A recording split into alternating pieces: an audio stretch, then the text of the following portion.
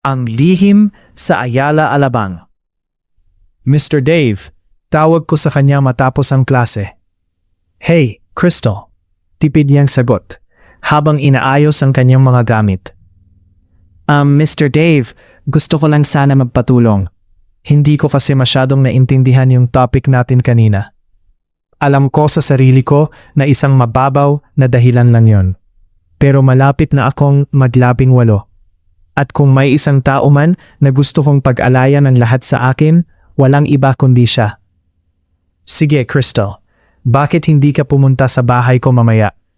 Pwede kitang i-tutor ng masinsinan doon. Sabi niya, sabay tingin ng diretso sa aking mga mata. Sige po, salamat. 4:00, sa Ayala Alabang Village. I'll send you the exact block. Okay po, sir. Great. See you there, Crystal. Pag-uwi ko, halos liparin ko ang banyo para mag-ayos. Nansuot ako ng itim na lace lingerie sa ilalim ng aking crop top at hapik na jeans. Nag-spray ako ng pabangong alam kong manunuot sa sistema niya. Dala ang aking mga libro na alam kong dekorasyon lang sa gabing ito ay nag-drive ako papunta sa marangyang bahay ni Dave. Pagdating ko, pinatuloy niya ako at pinaupo sa kitchen counter. Mag-start ka na muna dyan, Crystal. Maliligo lang ako saglit, sabi niya habang tinatanggal ang kanyang necktie. Habang kinukuha ko ang libro sa bag, isang hindi inaasahang bagay ang nahulog sa sahig. Isang dildo. Halos tumigil ang tibok ng puso ko. Oh shit, bulong ko. Eksaktong lumingon si Dave. Isang nakakalokong ngiti ang bumuhit sa labi niya bago siya nag-wink. Crystal, may nahunog ka yata. Sorry po, hindi ko sinasadya. Nauutal kong sabi. It's okay, bulong niya habang lumalapit sa akin. I enjoy playing with those, especially with a playmate. Hindi ko na hinintay na makalayo siya. Hinubad ko ang aking jeans at top hanggang sa lingerie na lang ang natira. Sumunod ako sa banyo at dinatnan ko siyang nasa bathtub. Can I join you, sir? Hinila niya ako papasok sa tubig. Ramdam ko ang init ng balat niya sa balat ko. Doon, sa gitna ng usok at bango ng sabon, nagsimulang mag-alab ang aming mga halik. Binuhat niya ako, basang-basa at hapong-hapo sa pagnanasa, papunta sa kanyang malawak na kama. Ibinaba niya ako ng marahan parang isang mamahaling hiyas. Ang bawat haplos niya ay may kasamang pangako. Sir, bulong ko nang magsimula siyang gumalaw sa ibabaw ko. It's daddy to you, baby girl. Bulong niya sa tenga ko, kasabay ng isang malalim at mapusok na pagpasok na nagpaarko sa aking likod. Ang bawat ungol ko ay tinutumbasan niya ng mas mabilis at mas malalim na pag-angkin. Ang aming mga katawan ay tila naging isa sa ritual ng sarap at pag-ibig. Sa bawat pagbaon niya, hamdam ko ang pagmamahal na nakatago sa likod ng kanyang pagiging striktong guro. Sabay kaming nakarating sa rurok, hingal na hingal sa gitna ng katahimikan ng gabi. Bumaba kami saglit para kumuha ng makakain. Kumuha ako ng whipped cream sa ref at mapaglarong nilagyan ang aking sarili. Tumawa si Dave, isang tunay at malutong na tawa. You're so sexy, Crystal. Sabi niya bago niya ako muling binuhat pabalik sa taas para sa isa pang round ng lesson namin. Nang mag-uumaga na, kailangan ko nang umalis. I have to go, sir, sabi ko habang isinusuot ang aking damit. Tinitigan niya ako ng matalim pero may halong lambing. Napangipi ako. I mean, daddy. That's my girl, nakangiti niyang sagot. Iinihatid niya ako sa kotse at iniabot ang laruang nahulog ko kanina. Salamat, hiyaw ko. I enjoyed the show, Crystal, biro niya. About my homework, mukhang hindi ko na matatapos. Naging masyadong busy ang teacher ko sa pagtuturo sa akin. Sabi ko sabay kindat. Humalakhak siya. Kung ganoon, bumalik ka rito bukas. You deserve a harsh punishment for being a naughty student. Gladly, Daddy. Sagot ko bago ko hinalikan ang kanyang mga labi. Bago ko isara ang pinto, sumilip siya. Keep this a secret, okay? Your secret is safe with me, sir. As you wish. Thank you, baby girl. You're welcome, Daddy. Kinabukasan sa school. Hindi ko halos matingnan ng diretso si Dave. Habang nagtuturo siya sa harap, bawat galaw ng kanyang mga kamay at bawat salitang lumalabas sa kanyang bibig ay nagpapaalala sa akin ng nangyari kagabi. Paminsan-minsan, nahuhuli ko siyang nakatingin sa akin. Isang mabilis, ngunit makahulugang tingin na tila nagsasabing, "Handa ka na ba sa parusa mo?" Eksaktong 4:00, pumarada muli ang kotse ko sa tapat ng kanyang mansyon sa Ayala, Alabang. Pagpasok ko pa lang sa pintuan, hindi na niya ako pinagsalita. Hinila niya ako palapit at isinandal sa pader. "Late ka ng 5 minuto, Crystal," bulong niya. Ang kanyang mainit na hininga ay dumadampi sa aking leeg. "Alam mo ba ang ginagawa sa mga estudyanteng hindi sumusunod sa oras?" Sorry po, Daddy." Mahina akong sagot, habang nararamdaman ng mabilis na pagtibok ng puso ko. "Follow me to the study room," utos niya. Imbes na mga libro, ang nakita ko sa lamesa ay isang bote ng wine at isang pares ng posas na gawa sa silk. "Dahil hindi mo natapos ang homework mo, kailangan mong matutunan ng disiplina," sabi niya habang tinatanggal ang kanyang polo, inilalantad ang kanyang matipunong katawan. Dahan-dahan niyang inalis ang suot kong damit hanggang sa tanging ng aking balat na lang ang natira sa ilalim ng malamlam na ilaw ng kanyang library. Pinaupo niya ako sa kanyang malambot na leather chair at dahan-dahang itinali ang aking mga kamay sa likod gamit ang silk ribbon. "Sir, Daddy," ungol ko nang magsimulang dumampi ang kanyang mga labi sa aking balikat pababa sa aking dibdib. "Hush, baby girl. This is for your own good," sabi niya bago niya ako muling angkinin ng mas matindi kaysa kagabi. Ang bawat paggalaw niya ay puno ng kontrol at pagnanasa. Ramdam ko ang bawat haplos, ang bawat halik na tila itinatatak niya sa aking pagkatao na ako ay sa kanya lamang. Sa gitna ng aming pagsasama, hindi ko na malaman kung nasaan ang hangganan ng pagiging guro niya at pagiging lalaki niya sa buhay ko. Nang matapos ang aming lesson, binuhat niya ako papunta sa kanyang sofa at doon ay niyakap ng mahigpit. "You did well today, Crystal. I think naintindihan mo na ang lesson natin." "Opo, Daddy. Pero parang gusto ko pang mag-review bukas," biro ko habang nakasandal sa kanyang dibdib. Tumawa siya ng mahina at hinalikan ako sa noo. "Hindi ka talaga nadadala, no? Sige, bukas, mas mahabang oras ang ilalaan ko para sa special classes mo." Bago ako umalis, iniabot niya sa akin ang isang maliit na box. "Ano to?" tanong ko. "Isang regalo para sa pinakapaborito kong estudyante. Wear it next time you come here," sabi niya sabay kindat. Pagbukas ko, isang napakagandang diamond necklace ang nandoon. "Thank you, Daddy," sabi ko bago ako sumakay sa kotse. "See you tomorrow, Crystal. Don't be late."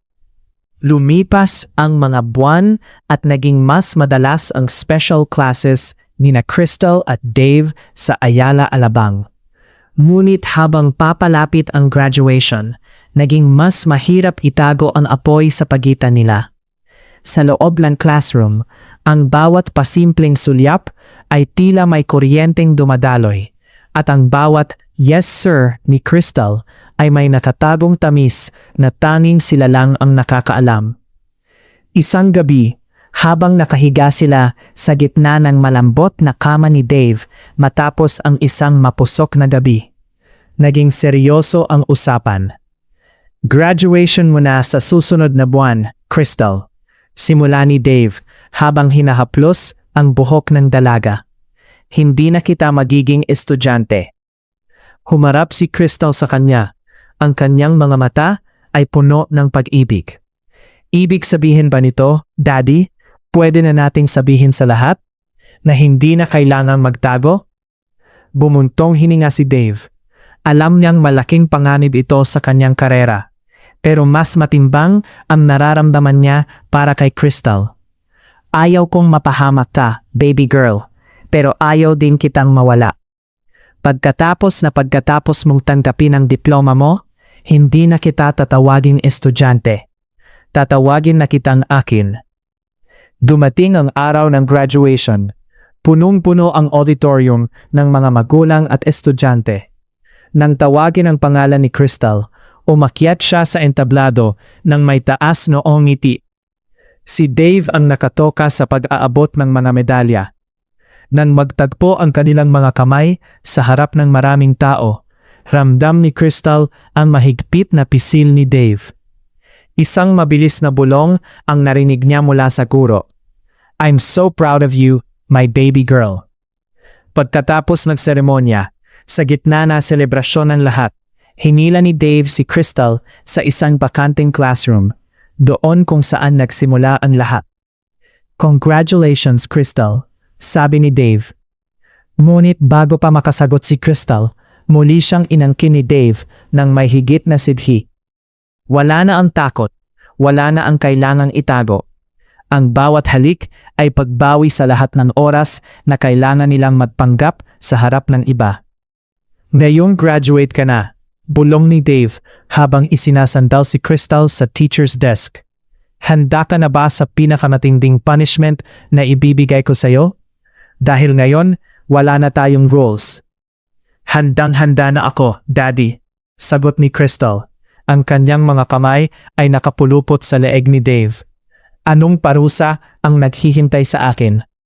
"Isang buhay na kasama ako," sabi ni Dave, bago niya muling sinalyuhan ang kanilang pangako ng isang halik na walang hanggan.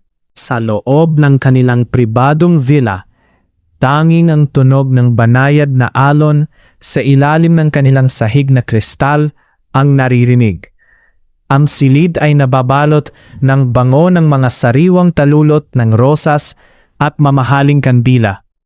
Huminto si Dave sa paglalakad at tinitigan si Crystal, ang kanyang reyna, ang kanyang buhay. Dahan-dahang lumapit si Dave at hinawakan ang mukha ni Crystal. "Crystal, sa bawat haplos ko sa iyo, gusto kong maramdaman mo kung gaano kahalaga sa akin. Hindi lang ito dahil sa init ng katawan, ito ay dahil sa iyo." Hinila niya ang silk ribbon and robe ni Crystal, at dahan-dahan itong nalaglag sa sahig. Sa ilalim ng malamlam na ilaw, ang balat ni Crystal ay tila nagliliwanag. "Daddy," bulong ni Crystal, ang kanyang boses ay nanininig sa halo ng kaba at pananabik. Binuhat siya ni Dave ng bridal style at dahan-dahang inihiga sa kama na puno ng malalambot na unan. Sumunod siya sa ibabaw nito. Ang kanyang matipunong katawan ay nakadagan ng bahagya, sapat lang para maramdaman ni Crystal ang bawat kalamnan niya. Nagsimula si Dave sa banayad na mga halik sa noo, sa mga mata, hanggang sa dulo ng ilong ni Crystal. "Ikaw ang pinakamagandang lesson na natutunan ko," bulong niya bago sinakop ang mga labi ni Crystal ng isang halik na puno ng pangungulila at lalim. Habang naglalakbay ang mga kamay ni Dave sa bawat kurba ng katawan ni Crystal, ang bawat haplos ay tila may dalang kuryente.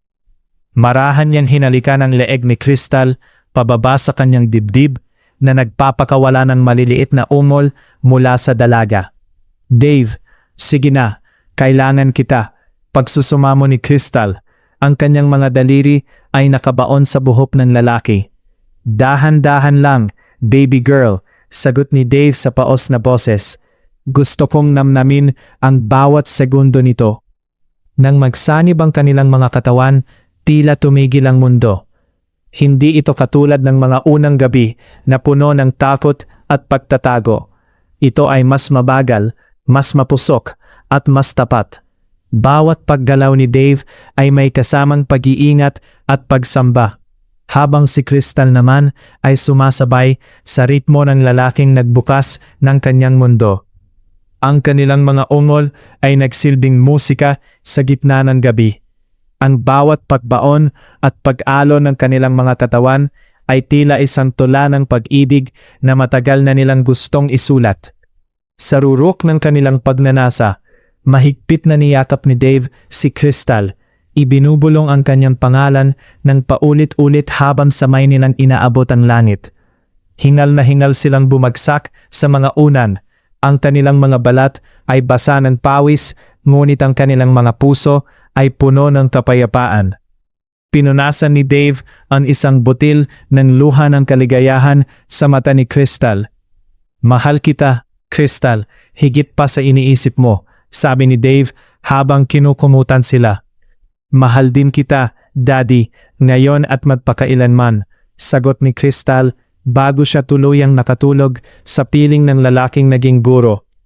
At ngayon ay habang buhay na kapareha. 5 taon na ang lumipas mula nang lisanin ni na Crystal at Dave ang mga silid-aralan ng kanilang nakaraan. Ngayon, sa loob ng kanilang sariling master bedroom sa isang tahimik na subdivision, ang tanging rules na sinusunod nila ay ang mga batas ng kanilang pagnanasa. Gabi na at katatapos lang ng isang dinner party. Habang tinatanggal ni Dave ang kanyang relo sa harap ng salamin, pumasok si Crystal na suot ang isang manipis at hapit na silk nightgown na kulay wine red. Mr. Dave, mapaglarong tawag ni Crystal, gamit ang boses na laging nagpapatingkad sa dugo ni Dave. Mukhang may nakalimutan kang i-check na assignment ko. Lumingon si Dave. Ang kanyang mga mata ay nag-aapoy sa pagnanasa nang makita ang ganda ng kanyang asawa. Isang matigas na parusa ang kailangan ng estudyanteng palaging naghahanap ng atensyon. Sabi niya sa paos na boses habang dahan-dahang lumalapit. Hinila ni Dave si Crystal sa baywang. Idinidikit ang katawan nito sa kanya hanggang sa maramdaman nila ang bawat pagtibok ng puso ng isa't isa. Sinimulan ni Dave ang paghalik sa likod ng tenga ni Crystal, pababa sa kanyang balikat, na nagpapatindig ng balahibo ng dalaga. Daddy, ungol ni Crystal. Ang kanyang mga kamay ay dahan-dahan gumagapang sa matitigas na muscle ng dibdib ni Dave. Binubuksan ang bawat butones ng polo nito. Hindi na nakapaghintay si Dave. Binuhat niya si Crystal at isinandal sa malamig na pader ng kanilang silid, ngunit ang init ng kanilang mga katawan ang nanganinibabaw. Doon, habang nakasandal sa pader, sinakop ni Dave ang mga labi ni Crystal ng isang halik na tila ba ngayon lang sila muling nagtagpo. Gutom, ligaw at puno ng pag-ibig. Dinala niya si Crystal sa gitna ng kama. Sa ilalim ng madilim na silid na tanging liwanag ng buwan ang nagbibigay hugis. Hinubad nila ang lahat ng hadlang sa pagitan nila. Ang bawat haplos ni Dave ay mas bihasa na ngayon. Alam niya ang bawat bahagi ng katawan ni Crystal na nagpapanginig dito. Ang kanilang pag-iisa ay tila isang sayaw ng apoy. Ang bawat paggalaw ay puno ng sining at lakas. Sa bawat malalim na pag-angkin ni Dave, tila bumabalik sila sa Ayala Alabang. Ngunit ngayon, wala na ang takot na mahuli. May kalayaan na ang bawat ungol, may katotohanan na ang bawat bulong. Akin ka lang, Crystal, habang buhay. Bulong ni Dave habang ang kanilang mga katawan ay naglalakbay sa rurok ng sarap. Sayo lang ako, Daddy. Laging sayo, sagot ni Crystal sa gitna ng kanyang mga malalakas na hininga.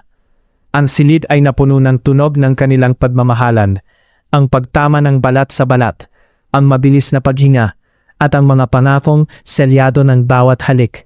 Sabay nilang inabot ang pinakamataas na antas ng kaligayahan.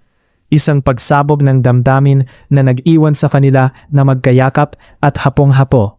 Habang nakahiga sa dibdib ni Dave, naramdaman ni Crystal ang halik nito sa kanyang noo. Pero, parang bawat gabi ay laging bago, sabi ni Crystal. Dahil ang pag-ibig ko sa iyo ay isang aralin na hinding-hindi ko matatapos pag-aralan. Nakangiting sagot ni Dave. Ito na ang pagtatapos ng kanilang mahabang paglalakbay. Isang kwento na nagsimula sa isang lihim na pagnanasa at nauwi sa isang matatag at nag-aapoy na pagsasama.